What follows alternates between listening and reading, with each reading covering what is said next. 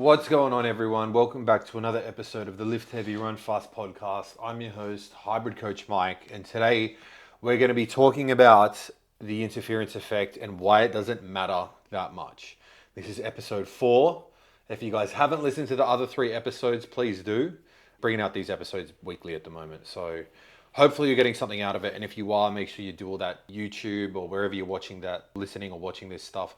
Like it, follow it, share it with your grandmother. Do whatever you're supposed to do.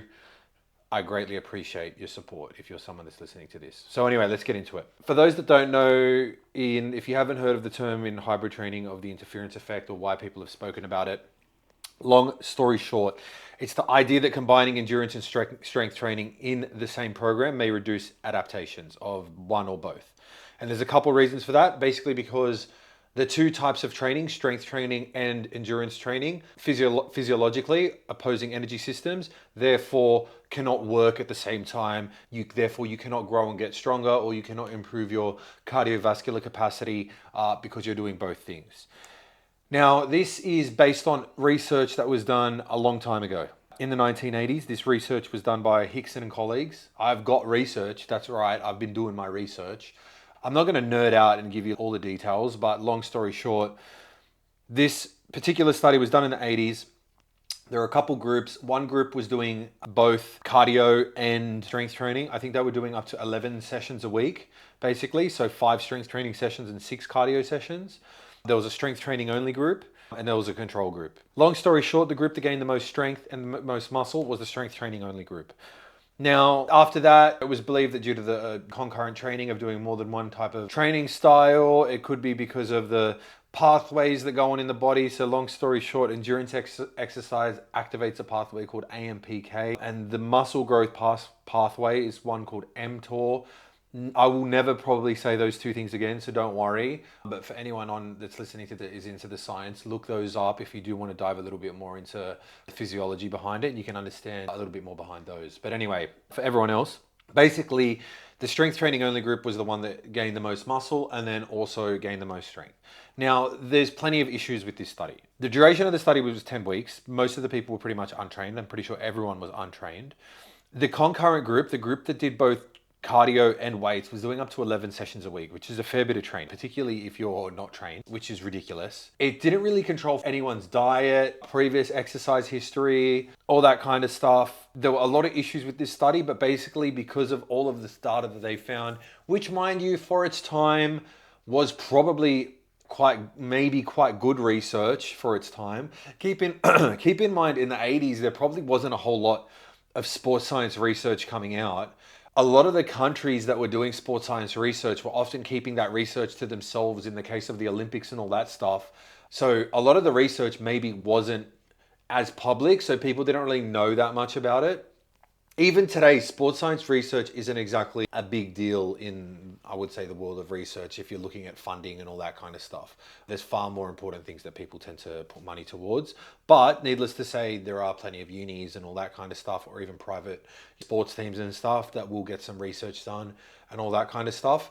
But the issue is then also you're also trying to control however many people. Most of the people that you do research on are untrained, and you often want to do research on athletes, not just untrained people, because you'll find when it comes to research on untrained people, almost anything works. But anyway, I digress. Long story short, this research basically found that 11 sessions a week was not as good as the athletes doing strength training exclusively 5 days a week. Fast forward however many decades now to 4 decades. Jesus, 4 decades since 1980. That's crazy.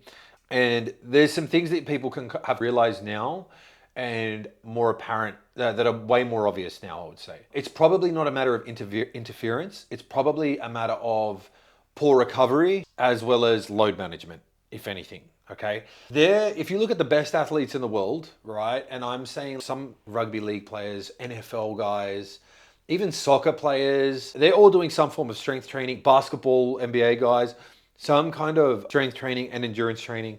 Some of these guys are absolute weapons. Seriously high level athletes in multiple modalities, right? And you wouldn't go as far to say to them, oh, endurance. Would you say to an NFL linebacker, some guy, or a rugby league, I don't know, what are the front rower? I'm pretty sure they're the big boys. just some absolute monster who can probably run more and faster than you and I, yeah, your cardio is clearly killing your gains. When the guy's 110, 115 kilos of absolute destruction. So fast forward a couple of decades, it's fair to say that the interference effect has probably been debunked, although it did have its utility at the time. I'm not saying the interference effect is total bullshit, but it is total bullshit for the most part. If you're accounting for recovery and nutrition, intelligent programming in your training week, and intelligent planning in your training week, which I'll give you some tips on a little bit further in a bit, you can account for most of these things no problem at all, and you won't need to worry as much. Anyway, moving forward. So as I mentioned just then, there's a couple things that you probably want to look at more. So recovery, nutrition, and load management were not optimized in those studies. Interference is also largely context dependent. It kind of depends on what you're trying to prioritize and what you're going to get better at. If you're a bodybuilder, your primary goal is to put on as much muscle as possible.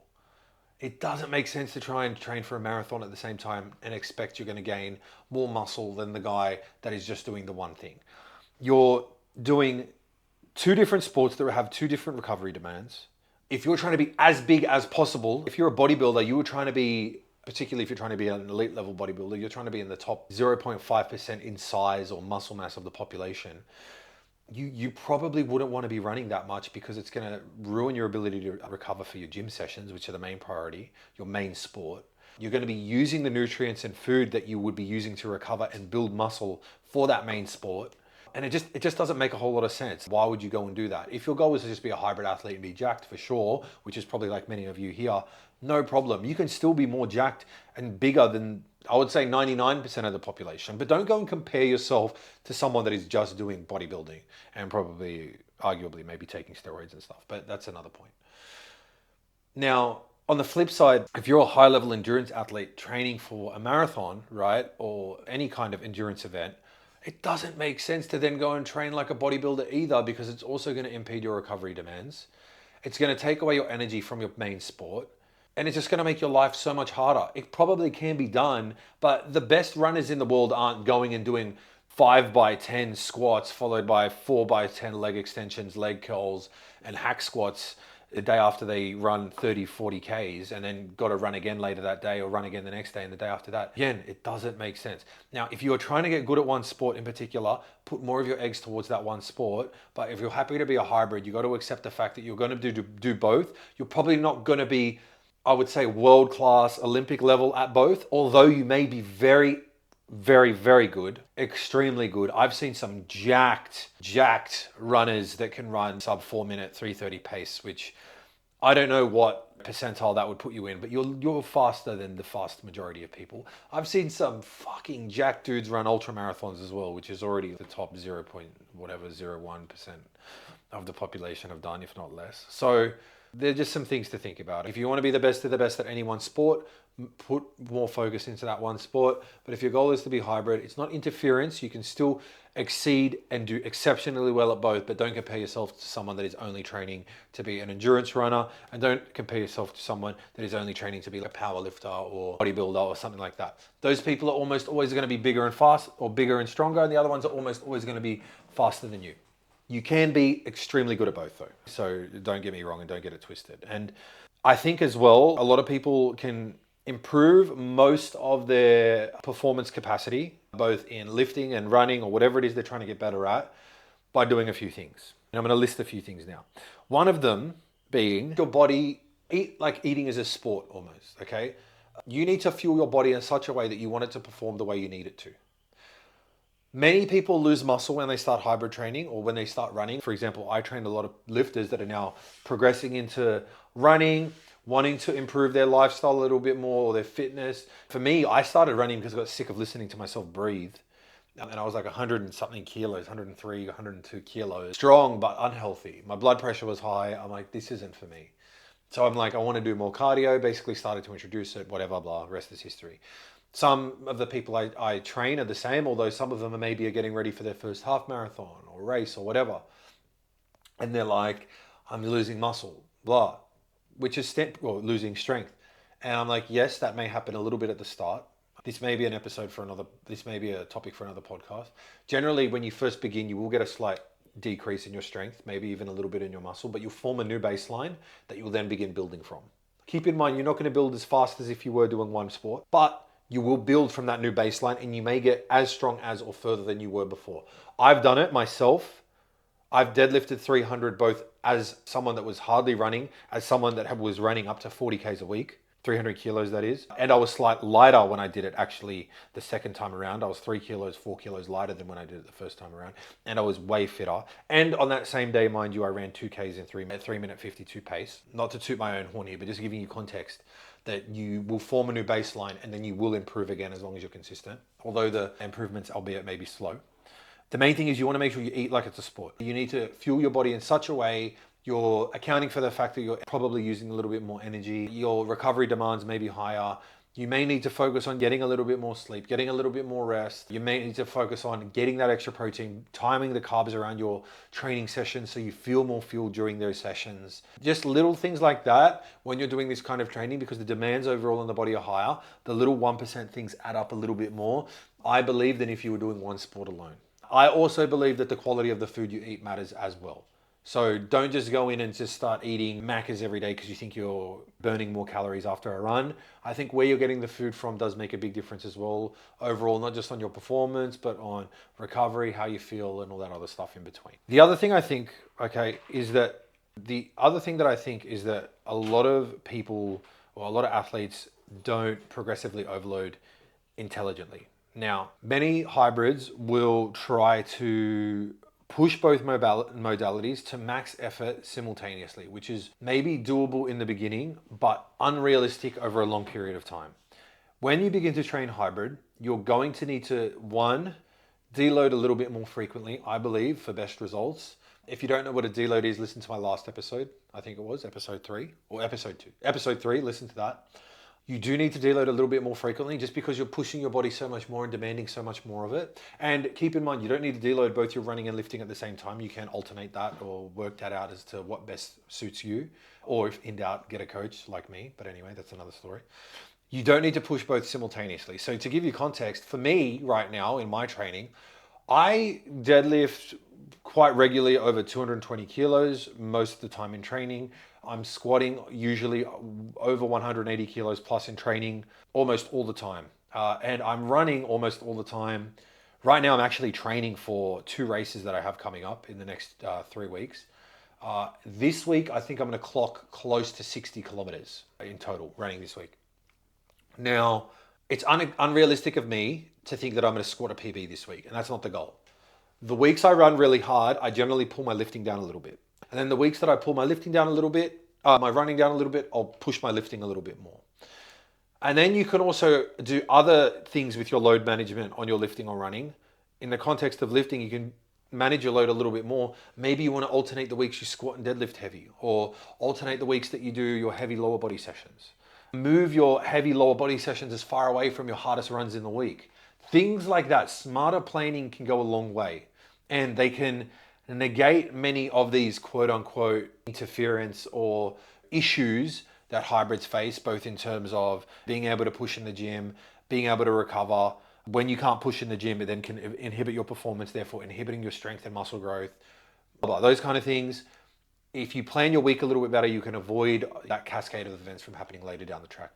The other thing, you can keep your endurance work at maintenance at times, and you can keep your strength work at maintenance at times when you're training for an event.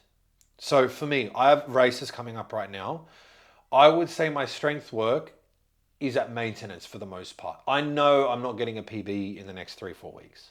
And that is just because I want to do quite well at these races. One is a trail run, so I'm not expecting to get a PB time, but I want to try and get a PB in terms of my placing somewhat, if I can. And then the other one is a 10K, which is not this Sunday coming, the Sunday after, which actually might be the day this video comes out, actually. So the Sunday this video comes out, I want to try and get a PB in the 10K. I'm not tapering for it, but I'm going to try, which means I'm not going to go and squat heavy 2 days before or deadlift heavy the day before. I'm going to move my lifting sessions further away so I can then go into that race more comfortably. So just plan your weeks ahead a little bit can go a long way for you. And it's not interference, it's just shit programming. If you're expecting to perform hard on a particular day, don't go into that session already maxing out your fatigue levels. You want to be somewhat recovered and ready to then push that session hard, recover the days after, push that session hard again. I'm ranting a little bit. Nonetheless, the point I'm trying to get across here is that I think in most cases, the real limiting factor is fatigue and recovery, not interference. If you can manage those two things, you'll almost always be fine. One other thing I will say is if you're someone that does need to train strength and endurance in the same day, if you can keep those sessions apart and space them out with meals in between, you're doing yourself a lot of favors. I like to do my strength stuff first in the morning, and if I can, and then I'll do my endurance stuff later. If I'm doing strength in the morning and endurance in the afternoon, it's not a massive run in the afternoon. It's normally like, it might be decently high in intensity, but it's normally not something like a big long run or anything on the day that I've already trained. It might be some interval work or maybe an easy run, usually, but volume relatively low because the overall work I've done in that day will be quite a lot. Now, as I said, the real limiting factor is fatigue and recovery, not interference. Your central nervous system and muscular systems can definitely handle two very high intensity stimuli or two very high intensity training modalities and adapt and progress at both as long as you've got adequate rest and all that kind of stuff. 9 times out of 10 recovery is the bottleneck, nothing else. Poor sleep, underfueling, a lack of deloads, these things can all impair adaptation far more than any kind of molecular interference will. If you're focusing on those things and you're doing those well, you can go further than 99% of the population at doing whatever the sports are that you're training for. In our context of the hybrids that are probably listening to this, lifting and running. Now, the best hybrids and the best athletes in the world manage fatigue. They don't avoid interference. And as I'll double back again to what I said before, look at the best rugby players, look at the best NFL players, basketballers. They're not worried about the days they run and lift. They're doing most things they're doing 2-3 sessions a day. What they're doing is managing their recovery and they're performing at their best week in and week out.